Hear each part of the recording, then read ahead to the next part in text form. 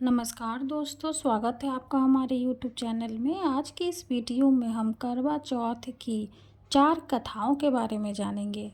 तो आइए वीडियो शुरू करते हैं। पहली कथा। एक बार पांडु पुत्र अर्जुन तपस्या करने नीलगिरी नामक पर्वत पर गए। इधर द्रौपदी बहुत परेशान थी।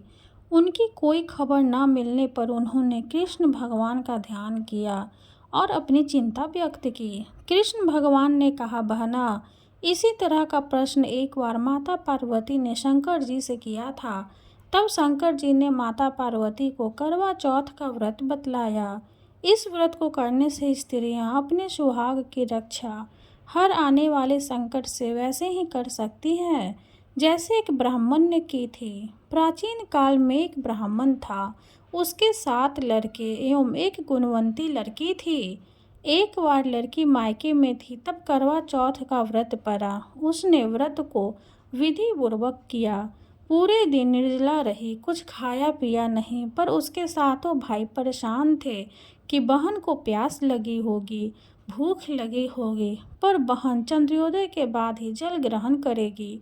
भाइयों से रहा नहीं गया। उन्होंने शाम होते ही बहन को बनावटी चंद्रोदय दिखा दिया। एक भाई पीपल के पेड़ पर चलनी लेकर चढ़ गया और दीपक जलाकर छलनी से रोशनी उत्पन्न कर दी। तभी दूसरे भाई ने नीचे से बहन को आवाज़ दी, देखो बहन, चंद्रमा निकल आया है, पूजन का भोजन ग्रहण करो। बहना ने भोजन ग्रहण किया। भोजन ग्रहण करते ही उसके पति की मृत्यु हो गई। अब वो दुखी हो विलाप करने लगी। तभी वहाँ से रानी इंद्राणी निकल रही थी। उनसे उनका दुख न देखा गया। ब्राह्मण कन्या ने उनके पैर पकड़ लिए और अपने दुख का कारण पूछा। तब इंद्राणी ने बताया, तूने बिना चंद्र दर्शन किए करवा चौथ का व्रत तोड़ दिया, इसलिए यह कष्ट मिला। अब तू वर्ष भर की चौथ का व्रत नियम पूर्वक करना, तो तेरा पति जीवित हो जाएगा। उसने इंद्राणी के कहे अनुसार चौथ माता का व्रत किया, पुनः सौभाग्यवती हो गई। इसलिए प्रत्येक स्त्री को अपने पति की दीर्घायु के लिए यह व्रत करना चाहिए। द्रौपदी ने यह व्रत किया और अर्जुन सकुशल मनोवांछित फल प्राप्त कर वापस लौट आए। तभी से अपने अखंड सुहाग के लिए हिंदू महिलाएं करवा चौथ व्रत करती हैं। आइए अब जानते हैं दूसरी कथा के बारे में। बहुत समय पहले की बात है। एक साहूकार के 7 बेटे और उनकी एक बहन करवा थी। सभी सातों भाई अपनी बहन से बहुत प्यार करते थे, यहाँ तक कि वे पहले उसे खाना खिलाते और बाद में स्वयं खाते थे।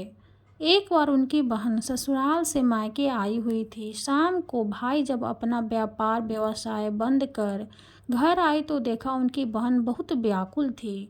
सभी भाई खाना खाने बैठे और अपनी बहन से भी खाने का आग्रह करने लगे, लेकिन बहन ने बताया कि उसका आज करवा चौथ का निर्जल व्रत है और वह खाना सिर्फ चंद्रमा को देखकर उसे अर्घ्य देकर ही खा सकती है।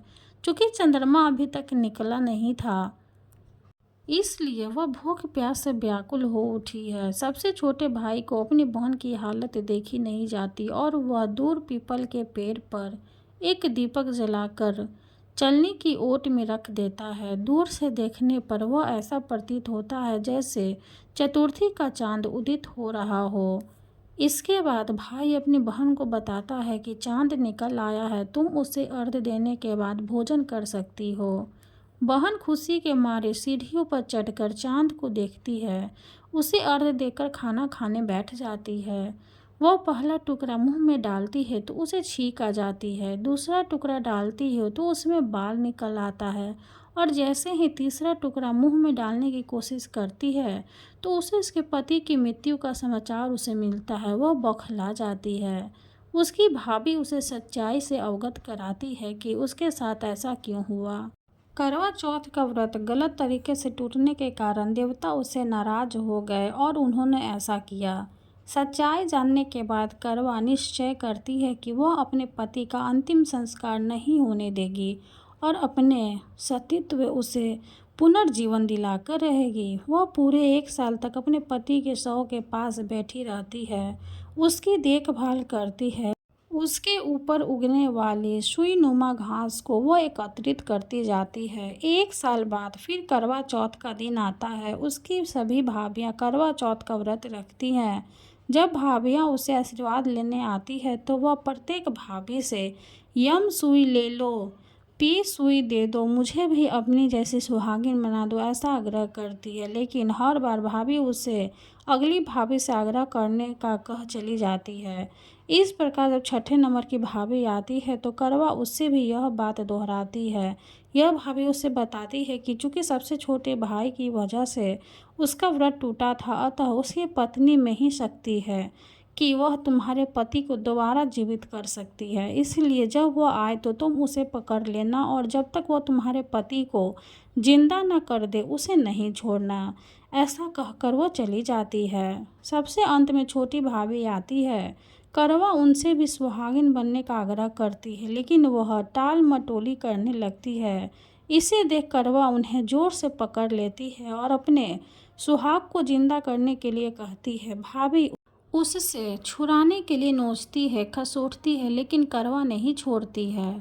अंत में उसकी तपस्या को देख भाभी पसीज जाती है और अपनी छोटी अंगुली को चीरकर उसमें से अमृत उसके पति के मुंह में डाल देती है। करवा का पति तुरंत श्री श्री गणेश कहता हुआ उठ बैठता है। इस प्रकार प्रभु से उसकी छोटी भाभी के माध्यम से करवा को अपना सुहाग वापस मिल जाता है। हे श्री गणेश, माँ गौरी, जिस प्रकार करवा को चिर सुहागन का वरदान आपसे मिला है वैसा ही सब सुहागिनों को मिले। आइए अब जानते हैं तीसरी कथा के बारे में। इस कथा का सार यह है कि शाक प्रस्थपुर वेदधर्मा ब्राह्मण की विवाहिता पुत्री वीरवती ने करवा चौथ का व्रत किया था। नियमानुसार उसे चंद्रोदय के बाद भोजन करना था, परंतु उससे भूख नहीं सही गई और वह व्याकुल हो उठी। उसके भाइयों से अपनी बहन की व्याकुलता देखी नहीं गई और उन्होंने पीपल की आड़ में आतिशबाजी का सुंदर प्रकाश फैलाकर चंद्रोदय दिखा दिया और वीरवती को भोजन करा दिया। परिणाम यह हुआ कि उसका पति तत्काल अदृश्य हो गया। अधीर वीरवती ने 12 महीने तक प्रत्येक चतुर्थी को व्रत रखा और करवा चौथ के दिन उसकी तपस्या से उसका पति पुनः प्राप्त हो गया। आइए अब जानते हैं चौथी कथा के बारे में। पुराणों के अनुसार करवा नाम की एक पवित्रता धोबिन अपने पति के साथ तुंगभद्रा नदी के किनारे स्थित गांव में रहती थी। उसका पति बूढ़ा और निर्बल था। एक दिन जब वह नदी के किनारे कपड़े धो रहा था, तभी अचानक एक मगरमच्छ वहां आया और धोबी के पैर अपने दांतों में दबाकर यमलोक की ओर ले जाने लगा।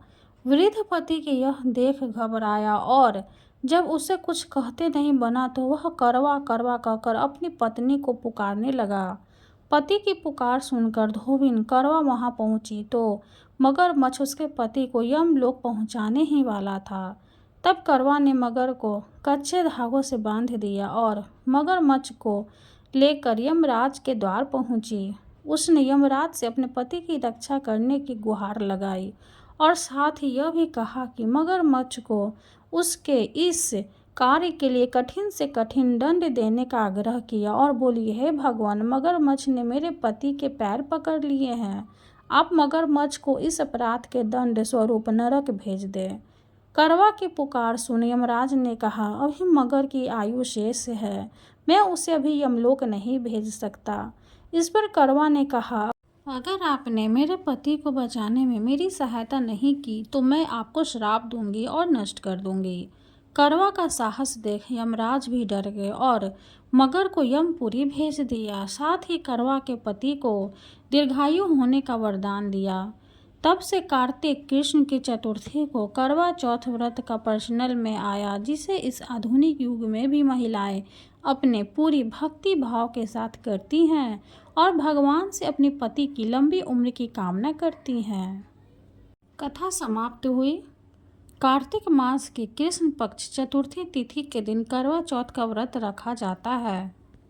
करवा चौथ के दिन सुबह सुबह उठकर स्नान आदि करने के बाद स्वच्छ वस्त्र धारण करें और व्रत का संकल्प लें। संकल्प लेने के लिए इस मंत्र का जाप करें।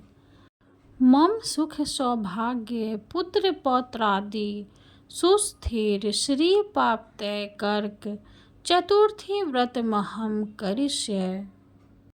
घर के मंदिर की दीवार पर गेरू से फलक बनाए और चावल को पीसकर उसे करवा का चित्र बनाए। इस रीति को करवा धरना कहा जाता है। शाम को माँ पार्वती और शिव की कोई ऐसी फोटो लकड़ी के आसन पर रखें जिसमें भगवान गणेश माँ पार्वती की गोद में बैठे हो। चंद्रोदय के कुछ पूर्व एक पटले पर कपड़ा बिछाकर उस पर मिट्टी से शिव जी, पार्वती जी, कार्तिकेय जी और चंद्रमा की छोटी छोटी मूर्तियां बनाकर अथवा करवा चौथ के छप्पे चित्र लगाकर पटले के पास पानी से भरा लोटा और करवा रखकर करवा चौथ की कहानी सुनी जाती है। कहानी सुनने से पूर्व करवे पर रोली से एक सतिया बनाकर उस पर रोली से 13 बिंदियाँ लगाई जाती है। हाथ पर गेहूं के 13 दाने लेकर कथा सुनी जाती है और चांद निकल आने पर उसे अर्घ देकर स्त्रियां भोजन करती है। कोरे करवा में जल भरकर करवा चौथ व्रत कथा सुने या पढ़े। माँ पार्वती को श्रृंगार सामग्री चढ़ाए या उनका श्रृंगार करे। इसके बाद माँ पार्वती, भगवान गणेश और शिव की आराधना करे। चंद्रोदय के बाद चांद की पूजा करे और अर्घ्य दे। यह थी कुछ जानकारी करवा चौथ से जुड़ी हुई। वीडियो अगर अच्छी लगे तो लाइक करते, चैनल को सब्सक्राइब करते। धन्यवाद।